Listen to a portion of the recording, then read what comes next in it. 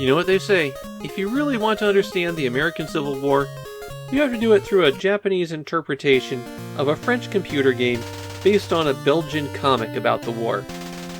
That's where you get the real story. This is a port of a computer game that Infogrames developed, and frankly, it wasn't a good game to begin with.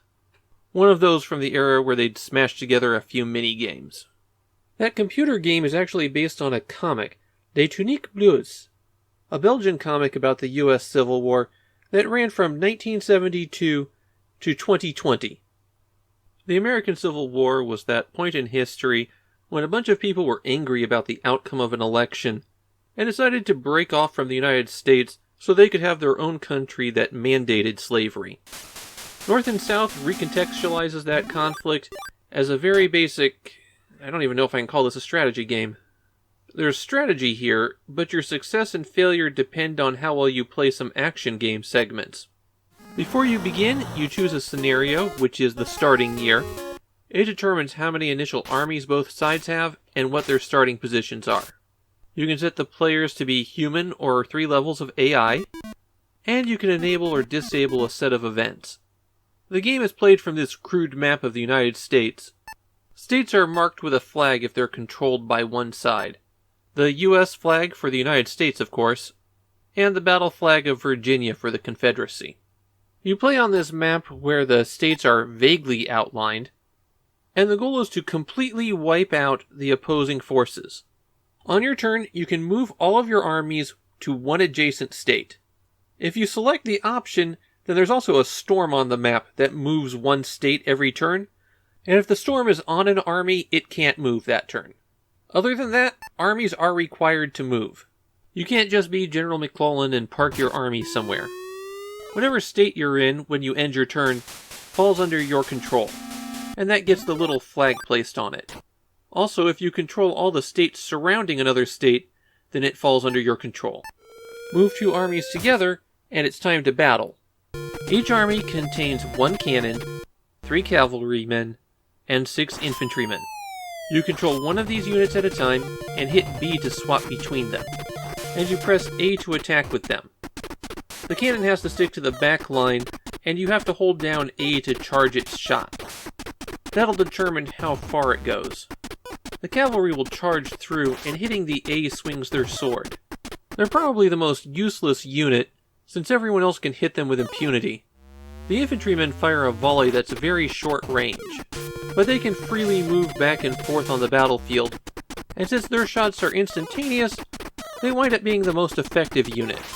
The battle continues until one side is completely wiped out, and you're going to lose troops just because you can't control everything simultaneously. It is possible to merge armies together, though you still only wind up with 3 units, and that doesn't necessarily make them that much stronger. If you want to get more armies, you have to do a few things. The easy option is that if you enabled foreign reinforcements, then every once in a while a new army lands in North Carolina. Whoever controls North Carolina controls that army. The other thing is that you have to control 2 points of a railroad terminus.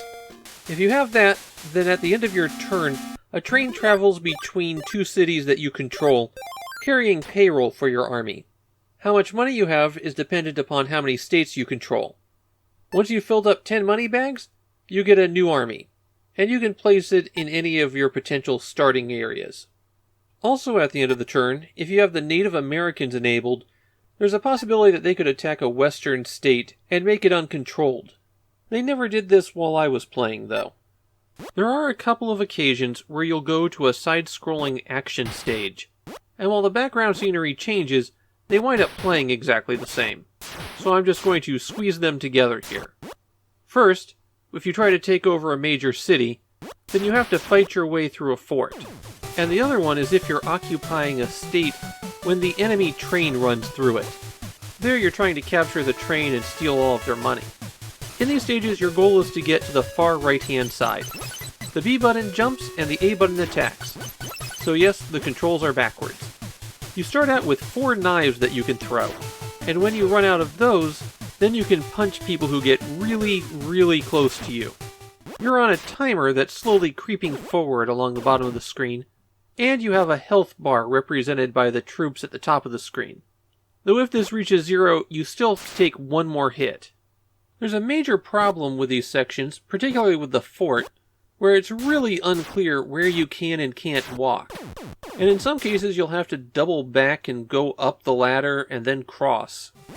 Another problem here is that enemies tend to juggle you. You get hit once and then you're stunned for a while, and then you keep getting hit. They're just miserable to play. Not that the strategy portion is much better.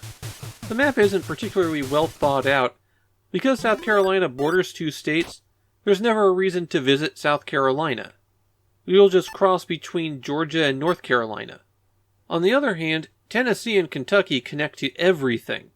And in the north, Wisconsin and Minnesota are there, and so you'll want to visit them for the income, but they're nowhere near anything else that you're going to be doing. It's also really easy for things to snowball. Once you have a numerical advantage, odds are you're going to keep having that numerical advantage. There isn't a lot to North and South, and what there isn't very good. In Japan, the game is really loathed. It's known for being one of the absolute worst Famicom games. And I don't know if I'd go that far. I've played a lot of bad Famicom games at this point. But this one sure is a stinker.